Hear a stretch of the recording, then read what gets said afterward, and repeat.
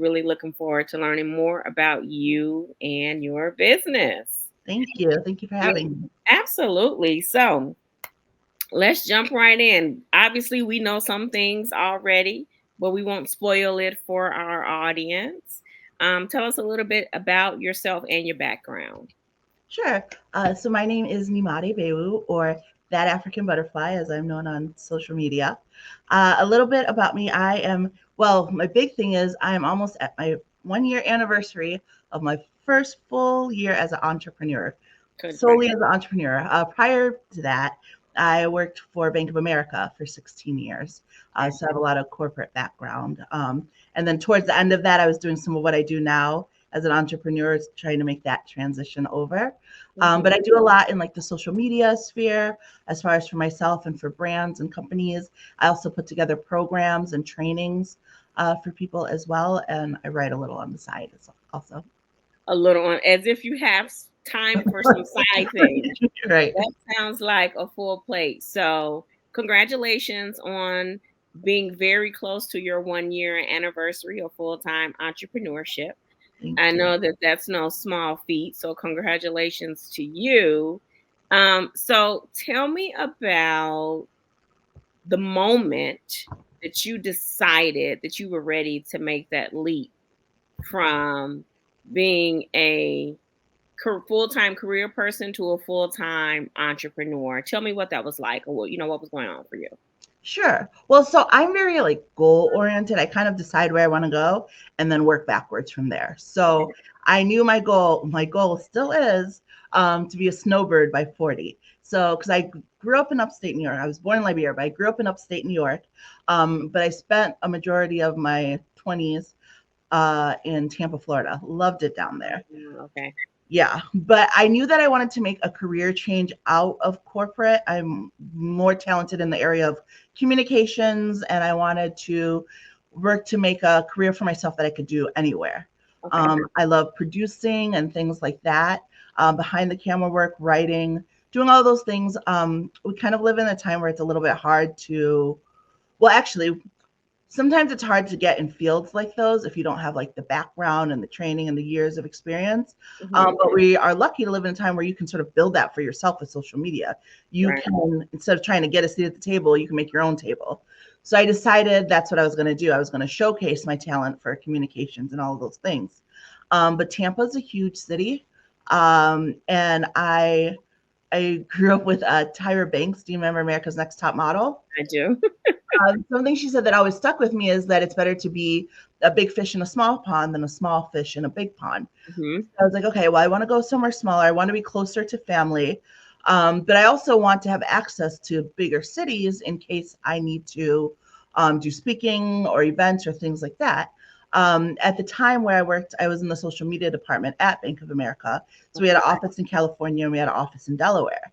I did some looking around. I was like, well, Delaware is perfect because I'm literally a day trip from New York, Philly, DC, and Baltimore, which Hmm. has been monumental and super helpful.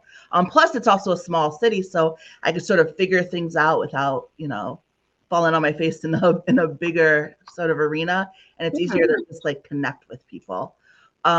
So I started working. So I moved up here, and I really just started putting in the work, knowing that my goal was to get to that full time entrepreneurship where I could start to bring in income. So over the years, it's just been really a keeping an eye. First, because it was technically a new field for me in the communication stuff, I did a lot of volunteering. So I worked with organizations, which is good for me because I like working with nonprofits and things like that. And even to this day, they're my main focus groups that I work with. But I started volunteering, and then I slowly got to the point where I was able to start making an income. And then last year, I really made the decision, like, all right, I think I can do this. Like, I think I can sustain myself. And I'm sure we'll get into it more later, but whatever you think you've prepared yourself for, like, there's so much you just don't know that you don't know. But at the time, I was like, okay, I got this. Like, I know it's going to be a struggle. I'm like, let me pay off anything I can pay off for a year. Let me put some money away for a few months. Like, I can do this. Yeah, and that's actually a perfect segue because what I was going to ask is, what's the one thing that you learned since you've been a full-time entrepreneur that you wish you'd known before making that decision? However prepared you think you are, you're not, especially financially. I wish something that I've really, really learned is that you really got to depend on yourself. There have been times because I'm good at identifying like my areas of opportunities and strengths, and I thought I had in place people to help me, like where I was like, okay, well, I know that I'm good at my work, like I'm great at doing my job, not so great at like getting the work and having those conversations like please hire Mhm. me. So I was like, okay, let me line up with these people who like have consultant places or who like pair people up, and then they'll bring it in, I'll give them a percentage, I get to do the work. And then that like was not happening at all. Like the people I talked to were like, yeah, we got you. They did not have me. And Yeah. then I was like, wait, I'm not bringing in any money. And so like I really learned like you really have to depend on yourself. Yeah. Even if you want to say you have those things in place, like my really bad part that I really went wrong was like depending on that to be where my income was going to come in. And by the time I realized like that wasn't happening, it was like, oh no, like no, I have to sort of figure this out. And I've already gone through so many of the months that I had prepped financially to Yeah. save me. And now we're at this end. And so it's been a whole new definition of the word hustle for the past few months, but we're, 1 month at a time, we're hustling and making it. Yeah, and I think that is very sound and perfect advice. Whatever you think you are prepared for, you aren't. And I don't know that you really can be because you don't know what you don't know, That right? part. And the market 6 months prior to you making your decision is going to be different 2 months into you making your decision. So that's like 8 months different. So Mm-hmm. but I'm glad to see that you have sustained, and you're here smiling and happy to share your journey and your story because that's what really matters. Yeah. So I know that your core services, it sounds like, is uh, content creation and social media marketing. Is that right? Yeah, I mean, and that's been a struggle too. Is like, what is my core? Because I do so many different things, and Mhm. then so figuring out like who to market what to, because that's a large part of what I do is helping people either doing just consultations or creating content for them.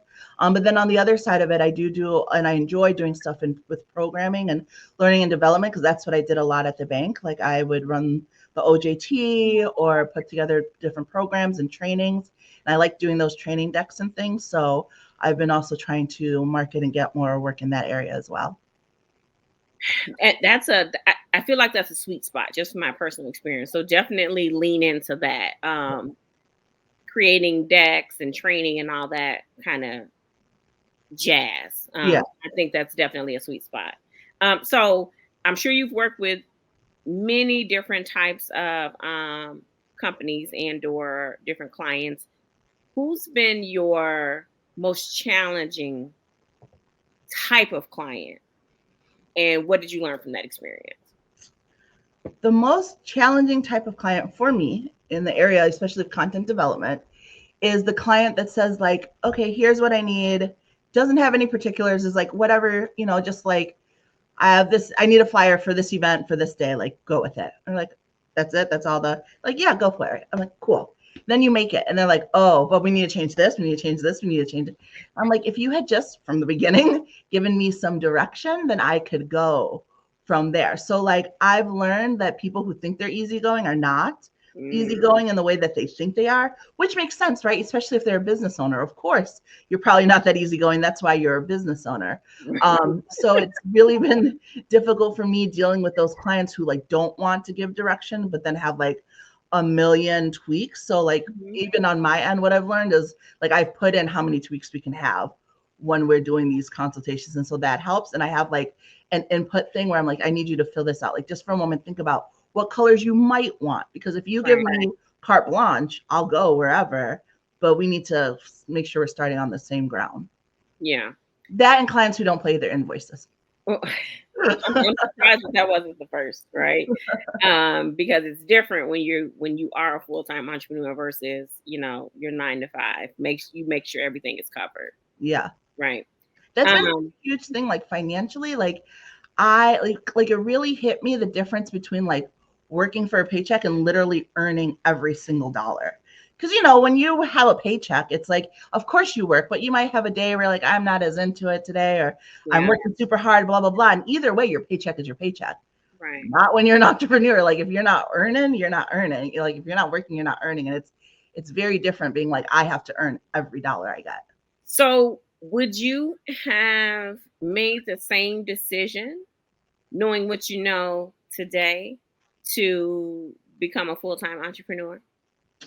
I would honestly, like as much as it's a struggle and as much as I hated getting yelled at by those bank customers about their overdraft fees even more. So um, I love the flexibility that I have though too. Like I like that I've really been able to focus my work on things that I care about. Like I just signed a contract with the ACLU to help do social media stuff for them. And I love doing like social justice stuff. And like I'm working with the Homes campaign here with they're dealing with things with the legislation for homeless people. And I do stuff with NAMI around mental illness. So I like that I feel like I'm contributing to the world in the way that really matters to me. And then I love the freedom. I love my time. Like as much as I'm like, oh, you earn every dollar, but I also can like sleep in if I want to. And like I'm a natural night owl. So like, yes, like people get emails from me at like 2 or 3 in the morning, but that's because it's more natural and fluid for me. And I love that. So I Yeah. would change a few things. I definitely like, I thought I had like dotted my T's and crossed or dotted my I's and crossed my T's. And Mhm. then I found out that everything was written in uppercase, not lowercase. So like the T was too low. Like I just had to raise it up a notch. So I would change a few things, but overall, I think I would make the same decision.